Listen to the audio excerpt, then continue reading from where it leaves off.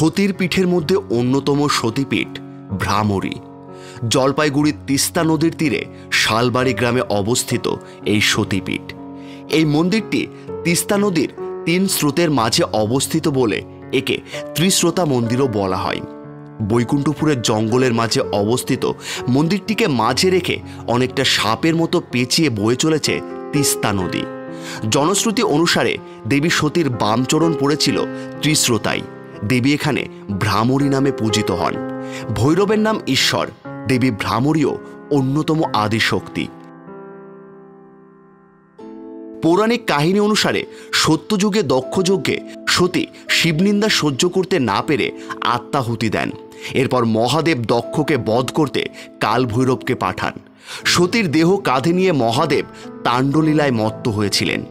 নটরাজের তাণ্ডব নৃত্য থামানোর জন্য শ্রী বিষ্ণুর নিক্ষেপ করা সুদর্শন চক্রে খণ্ড বিখণ্ড হয়ে যায় সতীর দেহ, এবং সতীর দেহখণ্ডগুলি যেখানে পড়ে সেখানেই তৈরি হয় এক একটি সতীপীঠ।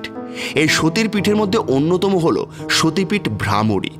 জলপাইগুড়ি রায়গঞ্জ ব্লকের একদিকে রয়েছে শিকারপুর দেবী চৌধুরানী মন্দির, আরেকদিকে বিখ্যাত মন্দির ভ্রামরী দেবীর মন্দির। এখানকার পরিবেশ কিছুটা রহস্যময়। এই ধরুন গা ছমছম করা পরিবেশ, ঘন বন জঙ্গল। মন্দিরে প্রবেশ করতেই দুপাশে দেখা যায় শালবন এবং ঘন জঙ্গল। জোড়া বট জঙ্গল পেরিয়ে মন্দিরের গর্ভগৃহে গা ছমছমে পরিবেশে পূজিতা হন মা ভ্রামরী দেবী। শোনা যায় আজ থেকে বহু যুগ আগে অরুণাসুর নামে এক ভয়ঙ্কর অসুর বাস করত পৃথিবীতে। তার অত্যাচারে অতিষ্ঠ হয়ে ওঠেন স্বর্গের দেবতারা।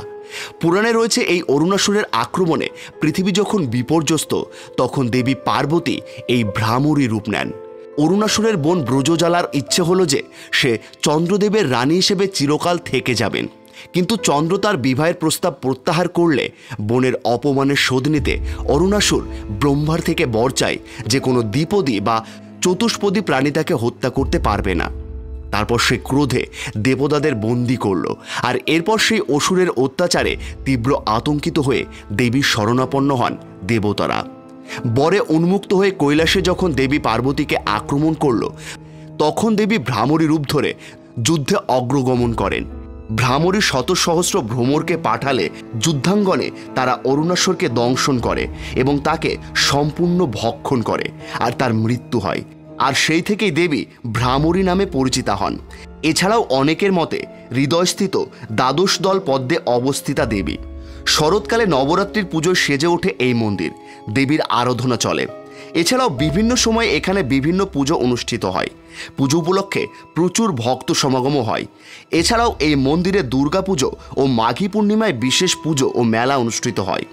মন্দিরটি তৈরির সঠিক তারিখ এখনও অজানা, কারণ এটি এমন এক শক্তিপীঠ যা বহু শতাব্দী পূর্বে তৈরি হয়েছিল।